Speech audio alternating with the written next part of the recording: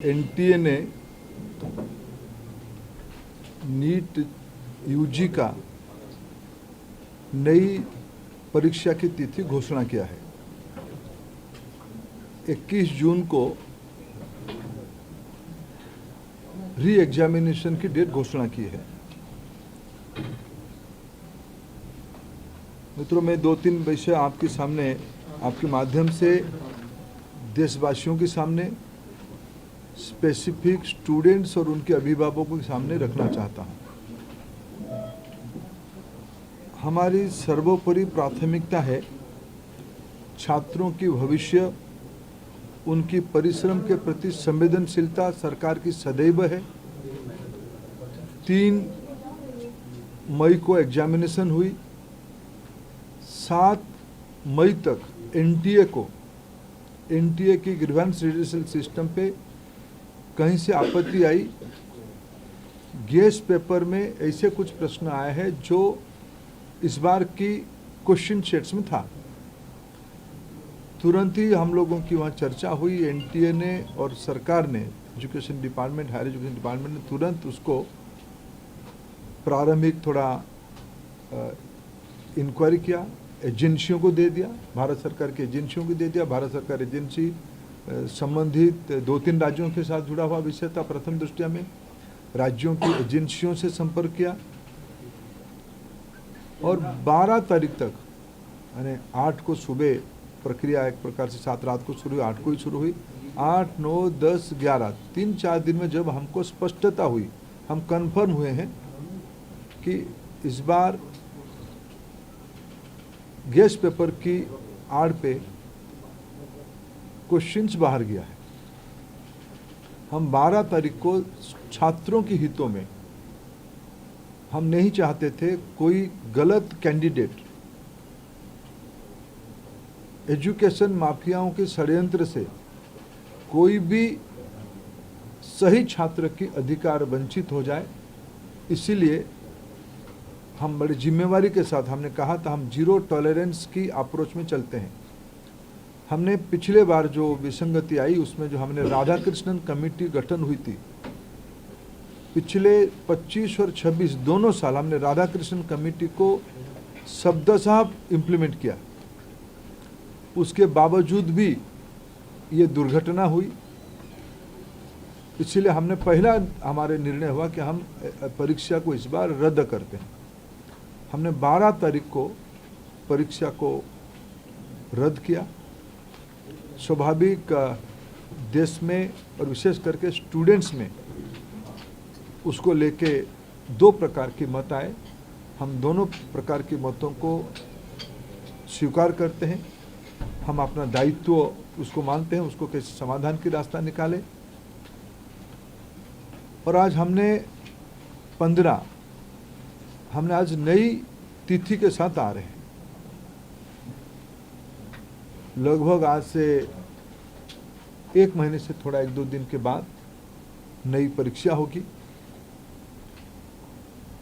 हमारी अप्रोच वही रहेगा, हम zero tolerance to malpractices. ये एक लंबी लड़ाई है परीक्षा माफियाओं के साथ जो एंटी सोशल एलिमेंट अभी मित्रों टेक्नोलॉजी के समय में एक नई चुनौती बढ़ रहा है। विभिन्न प्रकार की सोशल मीडिया हैंडल से भ्रमात्मक तथ्यों को रखा जाता है, गुमराह करने की फिर कोशिश किया जाता है।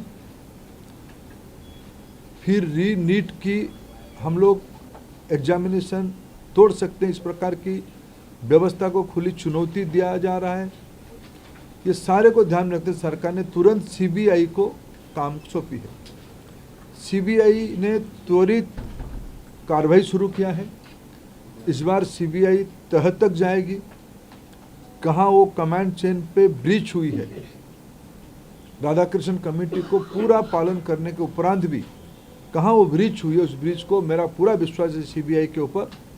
और जो संबंधित एजेंसी उनके साथ काम करे, सरकार की पूरी माइटी,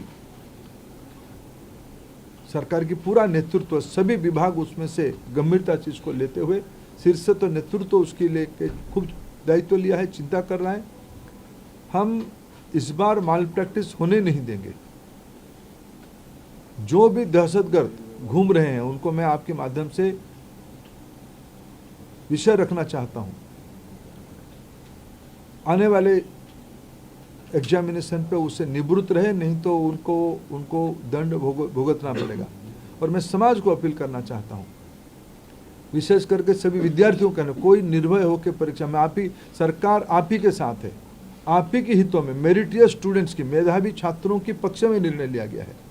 मैं फिर कहूं, हम नहीं चाहते थे कोई माफिया की षड्यंत्र से कोई मनी बैग आपकी सीट को छीन ले, हम नहीं होना देना चाहते थे। इसीलिए हमने एक कठोर, हमको बहुत, एक अभिभावक के नाते, एक दायित्व में रहने वाले अधिकारियों के नाते और मैं मंत्री के नाते, हम सब उसमें से बहुत, जो घटना हो रही है उसमें से बहुत दुखी और चिंतित हैं।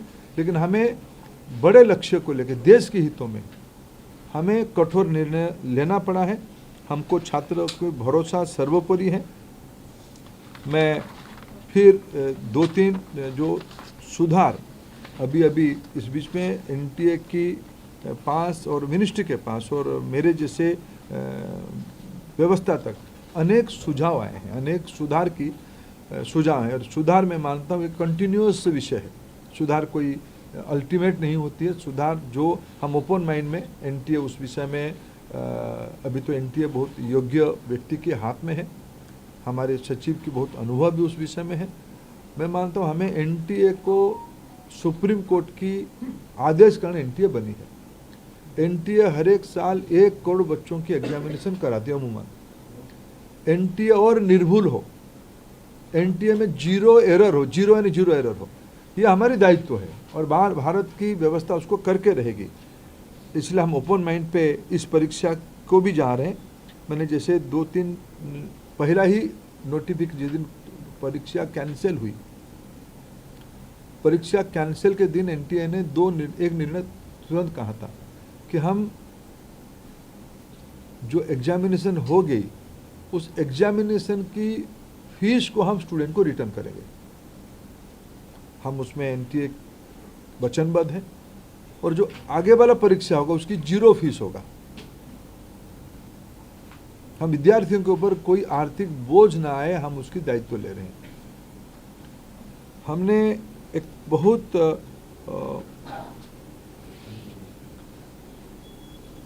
जो शहर में विद्यार्थी परीक्षा देता है, एक बार एनटीए विस्तार से एनटीए का एनेक्सर आपको देगा, कोरिनियम आपको आगे देगा डिटेल, शाम तक आपको फिर एनटीए की पब्लिक बने प्रेस नोट के माध्यम से।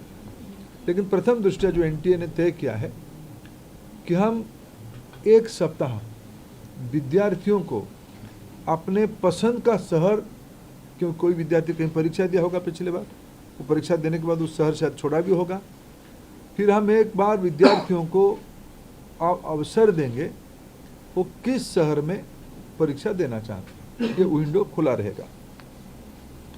और एक विषय आई थी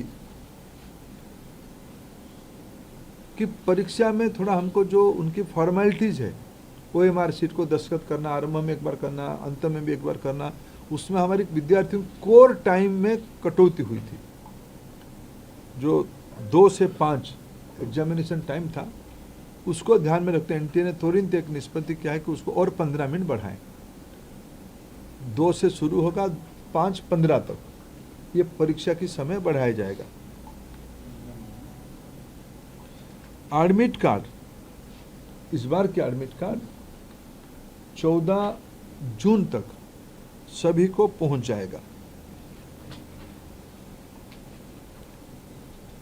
पिछले बार भी जो परीक्षा हुई, अनेक राज्यों ने अपने राज्य के विद्यार्थियों को परिवहन की व्यवस्था किया था, अनेक राज्यों ने किया था, अनेक राज्य नहीं किए थे, अनेक राज्य किए थे। हम भारत सरकार की ओर से हम बात करेंगे और मैं भी खुद बात करूंगा माननीय मुख्यमंत्रियों से। इस बार नीट की परीक्षा के समय में विद्यार्थियों को आवागमन में और कितना कम बोझिला करना पड़े उसकी दायित्व हम लेंगे। और उस समय में जून में बहुत देश की बहुत सारे राज्यों में थोड़ा मौसम का भी परिवर्तन हो चुका होगा, बारिश भी आ चुका होगा। इसको भी एनटीए फैक्टर इन कर रहा है अपने योजना में। इसको कैसे हम लोग क्या ऑल्टरनेटिव व्यवस्था किया जाए, मैंने परीक्षा तो होगा लेकिन मौसम खराब रहने से क्या करना है उसका भी हम पहले से इन एडवांस प्लानिंग हम कर रहे हैं। मित्रों, मैं फिर आपको आश्वस्त करता हूँ, विशेष करके विद्यार्थियों को मैं फिर एक बार अपील करना चाहता हूँ, कोई भी अफवाह में ना जाए, कोई भी, आखिर ये सामाजिक चुनौती है। राधाकृष्णन कमेटी को पूरा पालन करने के उपरांत भी उस कमांड चेन में कहीं ना कहीं ब्रीच हुई है, इसको हम स्वीकार करते हैं। इसकी सुधारने की जिम्मेदारी हम लेते हैं, बिल्कुल सुधारने का हम जिम्मेदारी लेते हैं। और मैं समाज की सभी वर्गों को अपील करना चाहता हूं, ऐसा नहीं कि हम आस पड़ोस में जो माफिया घूमते हैं हमें पता नहीं है, ये एक सामाजिक व्याधि है, ये एक सामाजिक व्याधि में सभी से सोशल इविल है। इस व्याधि से हमको समाज को मुक्त करना पड़ेगा। हमें मालूम है कि हमारे आस पड़ोस में क्या क्या हलचल हो रही है, आपको भी मालूम है। आफ्टर कई सारे विषय तो मीडिया से पता चलता है, सही पता चलता है। मैं आप सभी के सहयोग चाहता हूं, देशवासियों का सहयोग चाहता हूं, नीति निर्धारकों का सहयोग चाहता हूं, राज्य सरकारों का सहयोग चाहता हूं। देश की बच्चों के भविष्य के लिए हमें एक निर्भुल परीक्षा, परिष्कार परीक्षा, स्वच्छ परीक्षा के लिए प्रतिबद्ध है। मेरे ओर से इतना उल्लेख करना था।